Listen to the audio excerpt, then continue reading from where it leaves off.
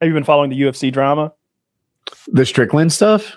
Yeah, Strickland got banned from the White House event for his comments about Israel, and now he's calling Gaethje Goy Boy and telling him to change the flag on his Twitter profile to the Israeli flag. They're going back and forth.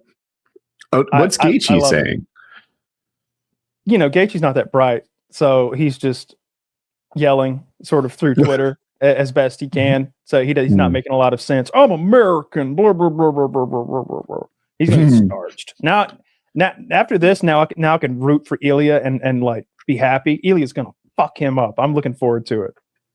Wait, why? We like Gaethje though.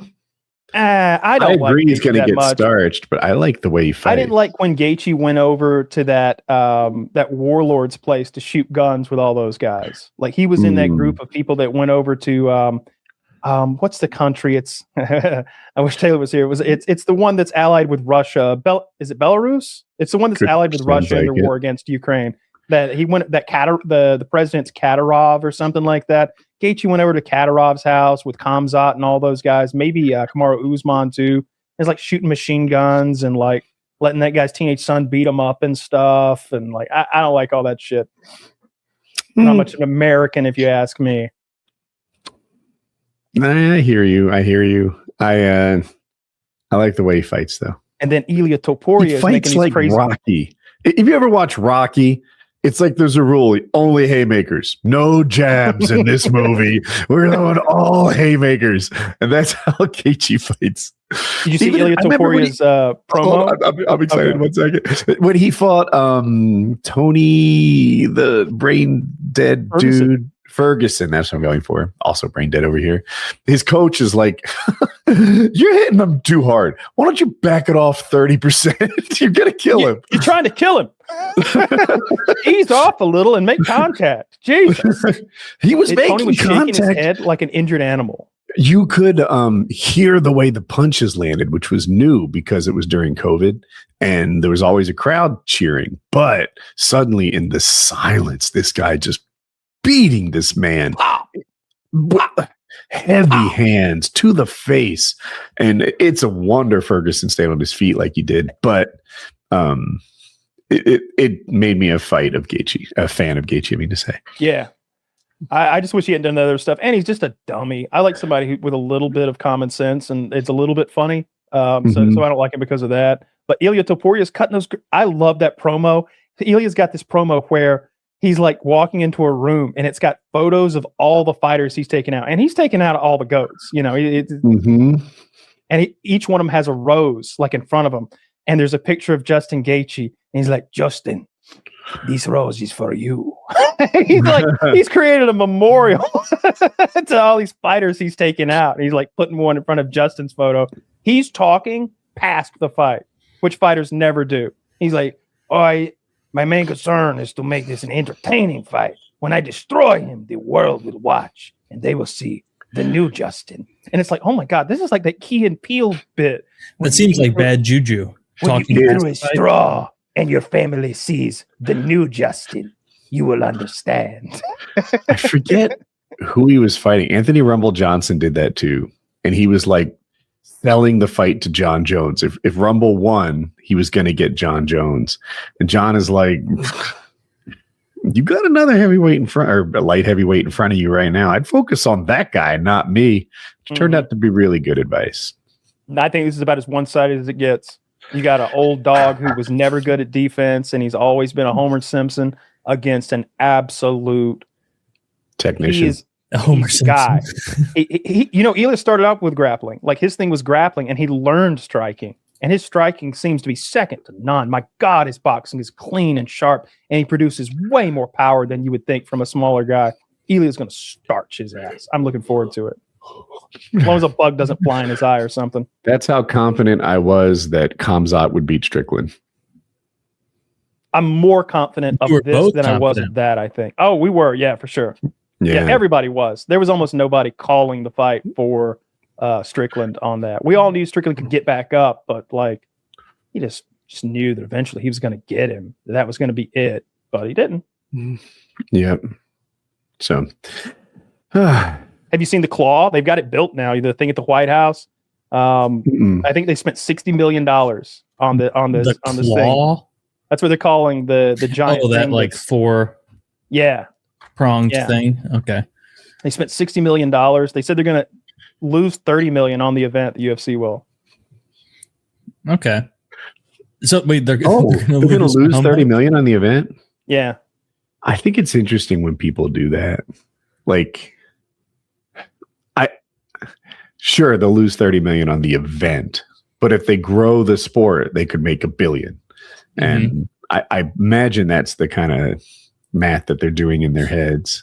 You guys, as hardcore UFC fans, should be rooting for this thing to kill it. Like, this potentially could bring so many people to the sport. It's going to. You think it for sure will? Oh, for sure it will. Yeah, this is going to be the biggest UFC. More eyes are going to see this than any other UFC card ever. It's on Paramount now, so there's way less barrier to entry. You used to have to pay for ESPN, then pay for the pay-per-view. Now, if you've got $12 a month, you can watch this thing. This is going to be enormous. The White House is advertising it, the president's advertising it, obviously the UFC is. All the people who are haters, I read the articles and they're like, knuckle dragging cage match on the front of the lawn is just par for the course for this administration. It's like, man, why do you got to start shitting on like my sport with your political stuff? Like you had me like I don't like Trump either, but don't shit on my sport and make it seem like it's some ghoulish thing. Yeah, a literal cage match. He can be gay, and it could also be cool. Oh, it's gonna be awesome. Yeah, it's gonna be awesome. I'm psyched for it.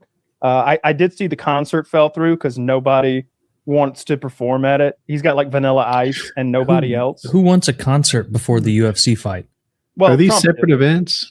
Oh, is that all before one big thing? I think. Okay, he's doing like a big. This is part of the 250th birthday of the U.S. anniversary or whatever, and also Trump's birthday. Yeah, the country's birthday would be July 4th, right? Yeah. We're just doing this is Trump. I say you get rid of any sort of songs before shows, unless matches, whether it's hockey, football, whatever. The only guy I've ever heard do a tremendous job with the national anthem was Chris Stapleton at that. That was so good. Oh my God, that was fantastic. So unless you can get Chris Stapleton, don't do it. Not even the national anthem? Not even the national anthem. At hockey games, there's so many Canadian teams. Sometimes they sing the Canadian one first. And it's like, we're wasting time. We're fiddling around here. I think this take doesn't fit fighting. Like, there's walkouts and the songs are hype and it gets me excited. We have the live performances. With Connor and stuff. And oftentimes fighters do the same song before every fight. They don't change it. Mm-hmm. Yeah. So it's like, oh, Country Boy Can't Survive. Matt Hughes is coming. Oh, yeah. Or, I don't know. Move was Joe Lozon's. I don't know everybody's, but like when I hear it, I'm like, oh, right. This is that. There was a Japanese dude. He was like perfect specimen, one of the best looking guys in UFC history. And he played like opera music on his walk-in.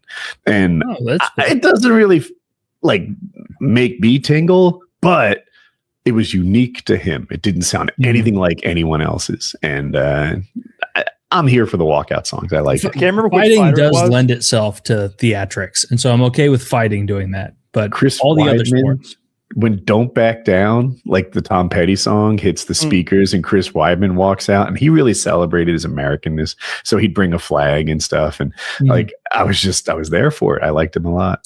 There was one fighter who, so the UFC asked you, hey, what song do you want tonight? And there was this one fighter, I can't remember who it was, but the UFC had a bad contact number for him, and so they had been asking a fan for like 6 years what fight song, and he would tell them and they'd play it, and the fighter didn't know that he could pick his own, so he'd come out to a different song every time, be like, yeah, this works.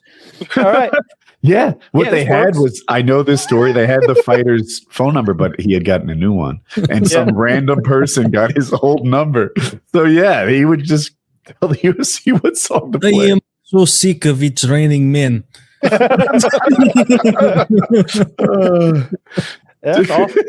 That's a neat little piece of UFC history. I like that. So no one likes Trump less than me, but I'm here for the event. Like, let's do it. As a matter of fact, I think the UFC would benefit from, listen to me telling someone to lose money, but like if they did a loss leader Super Bowl every year, that'd be dope. Yeah. I don't know how you can improve the Super Bowl though. Like I think locations are cool. Somebody did a fight recently, maybe it was a boxing promotion in front of the pyramids outdoors, and the pyramids are in the background, and Did it make it cool? That's pretty cool. Like the pyramids were right there in the background, and it was a very cool look. You can walk right up to them. The pyramids. Yeah, sure. And they also like Egypt is not in control of like the litter problem at all around the pyramids. No, there's like Coke bottles and fucking fluff all around those things. Looks like a landfill. Yeah, it's disgusting. If we controlled those things, they'd be nice. They'd look nice. I hope it would be a part of a national park. Trump would turn one of them into a casino. You couldn't. What are you going to bore into it and then just carve it out? Yeah, they're all hollow in there. We don't even know what's inside. They're not hollow in there. They're hollow in there, Taylor. What do you think? That's a big solid chunk of stone? Don't look it up. It's mostly solid stone. You have my favorite debate technique. You have to go down. Look it up. I said it. Don't fact check that. Just now believe. That I've established this is true. I'm gonna look it up. No, you have to go down into it, and then it's cavernous. But you can't. Yeah, like there's tombs and all sorts of stuff down there. Tombs, but you like can't. Multiple tombs? You can't like walk into it and look around like, wow, the pyramids. Yeah, I don't think they know what's in those things or what those things were even built for. They know what they were used for by some people, but I don't think they know why they were built or even when they were built. I think those things were built earlier. Same with the Sphinx.